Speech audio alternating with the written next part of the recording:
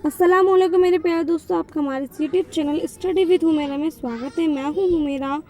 अगर आपने अभी तक हमारे यूट्यूब चैनल को सब्सक्राइब नहीं किया तो इसको जल्दी से सब्सक्राइब कर दीजिए और बेल आइकन को प्रेस कर दीजिए ताकि हर आने वाली नोटिफिकेशन आपको टाइम पर मिलती रहे। सबसे पहला पॉइंट है वो है इसके अंदर प्राकृतिक वनस्पति। तो क्या होता है प्राकृतिक वनस्पति? तो प्राकृतिक वनस्पति जो है वो वनस्पति का वह भाग है जो मनुष्य की सहायता के बिना अपने आप पैदा होते हैं और लंबे समय तक उस पर मानवीय प्रभाव नहीं पड़ता, तो वो प्राकृतिक वनस्पति कहलाते हैं। ठीक है। फिर उसके बाद जो दूसरा पॉइंट है वो है देशज वनस्पति। अभी देशज वनस्पति क्या होता है? तो देशज वनस्पति जो है वे वनस्पति जो मूल रूप से भारतीय है उसे देशज वन कहते हैं। विदेशज वनस्पति किसे कहते हैं? तो जो पौधे भारत के बाहर से आए हैं उन्हें विदेशज वनस्पति कहा जाता है। ठीक है। फिर उसके बाद जो फोर्थ पॉइंट है वो है बायोम। तो बायोम किसे कहा जाता है? भूमि पर स्थित एक बहुत बड़ा पारितंत्र जिसमें विविध प्रकार की वनस्पतियाँ तथा जंतु शामिल होते हैं, बायोम कहलाता है। ठीक है। फिर उसके बाद जो पाँचवा पॉइंट है वो है उष्णकटिबंधीय वर्षावन। भूमध्य रेखा की दोनों ओर 5 डिग्री उत्तर तथा 5 डिग्री दक्षिण के बीच आने वाले वन हैं। ठीक है। और जो सातवां पॉइंट है वो है भारत की प्राकृतिक वनस्पतियों को 5 भागों में बांटा जाता है। जो भारत की प्राकृतिक वनस्पति हैं उनको 5 भागों में बांटा गया है। पहला है उष्णकटिबंधीय वर्षा वन जो सदाबहार वन भी है, जिनको सदाबहार वन के नाम से भी जाना जाता है। दूसरा है उष्णकटिबंधीय पर्णपाती वन। तीसरा है कटीले वन या फिर झाड़ियाँ। चौथा है पर्वतीय वन और पांचवा है मैंग्रोव वन। ठीक है। फिर उसके बाद जो 8वां पॉइंट है वो है उष्णकटिबंधीय पर्णपाती वन में पाए जाने वाले कुछ वृक्ष। जो उष्णकटिबंधीय पर्णपाती वन है उसमें कौन कौन से वन पाए जाते हैं, कौन कौन से वृक्ष पाए जाते हैं? तो साल, सागौन, बांस, शीशम, चंदन और अर्जुन, शहतूत, पीपल, नीम आदि जैसे वन पाए जाते हैं उष्णकटिबंधीय पर्णपाती वन में। फिर उसके बाद जो 9वां पॉइंट है वो है पर्वतीय मैदानों में पाए जाने वाले कुछ वृक्ष कौन से हैं? ओक, चेस्टनट, चीड़, देवदार, सिल्वर फर। ठीक है। फिर उसके बाद जो 10 पॉइंट है वो है राष्ट्रीय पार्क। राष्ट्रीय पार्क यानी नेशनल पार्क से पेपर में मैप में पूछ लिए जाते हैं ये और उष्णकटिबंधीय पर्णपाती वन और पर्वतीय वनों में पाए जाने वाले कुछ वृक्ष। और ये तो मैंने आपको 8वें पॉइंट बताए, ये जो तीनों पॉइंट है ये मैप में पूछ लिए जाते हैं। तो राष्ट्रीय पार्क किसे कहते हैं? वे आरक्षित वन जिसमें प्राकृतिक वनस्पति, प्रकृति की सुंदरता और वन्य जीवों को उनके प्राकृतिक वातावरण में सुरक्षित रखा जाता है, उसको राष्ट्रीय पार्क कहते हैं। ठीक है। फिर उसके बाद अगर हम बात करें तो वनों के लाभ। वनों के लाभ मैंने पहले किसी वीडियो में आपको बता रखा है, अगर आपको पता है तो मेरे को कमेंट करके बताइए कि वो मैंने किस वीडियो में बताया था आपको। तो वनों के क्या क्या लाभ हैं? तो वनों के जो लाभ हैं, वन जो है वो वर्षा लाने में सहायक होते हैं। ठीक है। वनों से वर्षा आती है, जितने ज़्यादा वन होंगे उतनी ज़्यादा वर्षा होगी। ऑक्सीजन की आपूर्ति होती है, अगर वृक्ष नहीं होंगे तो ऑक्सीजन भी नहीं आएगा। और खाद्य की प्राप्ति होती है। बाढ़ तथा भूमि कटाव की रोकथाम भी वनों के कारण होती है। वन्य प्राणियों का आश्रय स्थल है। अगर वन नहीं होंगे तो जो जीव जंतु है वो कहाँ पर रहेंगे? उनका आवास तो जो है वो जंगल ही है।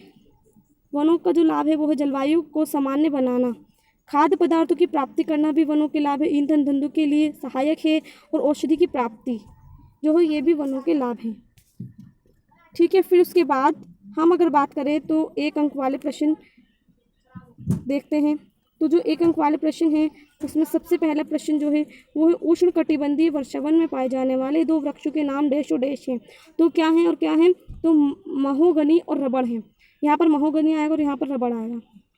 फिर उसके बाद जो दूसरा पॉइंट है वो है कौन सी वनस्पति व्यापारिक दृष्टि से महत्वपूर्ण है? तो ऐसी कौन सी वनस्पति है जो व्यापारिक दृष्टि से महत्वपूर्ण है? तो वो है उष्णकटिबंधीय पर्णपाती वन। फिर जो तीसरा क्वेश्चन है वो है एशियाई शेर भारत के किस राज्य में पाए जाते हैं? जो एशिया से लाए गए शेर हैं वो कौन से राज्य में पाए जाते हैं भारत के? वो है गुजरात। फिर उसके बाद जो फोर्थ क्वेश्चन है कि सिंलिपाल जैव मंडल नीचे कौन से राज्य में स्थित है? तो कौन से राज्य में स्थित है? वो है उड़ीसा में। 5वां क्वेश्चन है भारत में जीव जंतुओं की डैश प्रजातियाँ पाई जाती हैं। तो कितनी प्रजातियाँ पाई जाती हैं? तो 90,000 प्रजातियाँ पाई जाती हैं। ठीक है।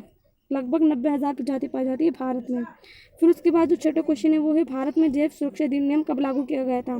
तो कब लागू किया गया था? 1972 में लागू किया गया था। 7वां क्वेश्चन है तटीय प्रदेशों में कौन से वन ज्वार से प्रभावित होते हैं? तो कौन से वन हैं जो ज्वार से प्रभावित होते हैं? वो है मैंग्रोव वन। फिर उसके बाद जो 8वां क्वेश्चन है वो है डैश और डैश औषधि पौधे यानी पादप के उदाहरण हैं। तो कौन से, तो नीम और तुलसी जो है वो औषधि पौधे हैं।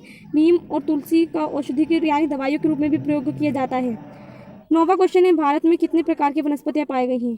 तो कितनी प्रकार की वनस्पतियाँ पाई गई हैं? 4700 प्रकार की वनस्पतियाँ पाई गई हैं। ठीक, फिर उसके बाद अगर हम देखें मैप, तो आपको पहले दिख रहा होगा भारत का मैप, प्राकृतिक वनस्पतियाँ। इस मैप के अंदर जो है ये जो मैंने अभी आपको बताए थे, वर्षा वन, उष्णकटिबंधीय पर्णपाती वन, पर्वतीय वन, मैंग्रोव वन, उष्णकटिबंधीय कंटीले वन, ये जो है ये मैंने आपको पहले किसी वीडियो में मैप में बताया था। तो आप मेरे को कमेंट करके बताइए कि मैंने कौन सी वीडियो में ये मैप आपको करवा चुकी हूँ।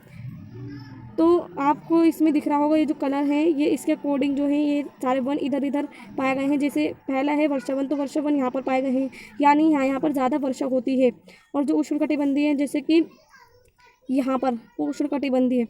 और जो पर्वतीय वन है, वो पर्वत यहाँ पर ज़्यादातर पर्वत होते हैं, तो यहाँ पर पाए गए हैं।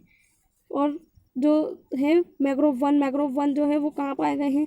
मैंग्रोव वन जैसे कि यहाँ इधर इधर के हिस्सों में पाए गए हैं। और उष्णकटिबंधीय वो यहाँ पर ऐसे पाए गए हैं। आप इनके कलर से भी मैच कर सकते हैं। फिर उसके बाद जो दूसरा मैप है वो है भारत के वन्य प्राणी नीचे। तो इसके अंदर भी आपको एक चार्ट दिखेगा। तो ये जो है सबसे पहला चार्ट, वन्य प्राणी अभय वन। तो जो डॉट दिख रहा है आपको, तो ये जो जहाँ डॉट डॉट है, आपको जहाँ डॉट डॉट दिख रहे हैं, ये सारे जो हैं ये वन्य प्राणी अभयारण्य हैं।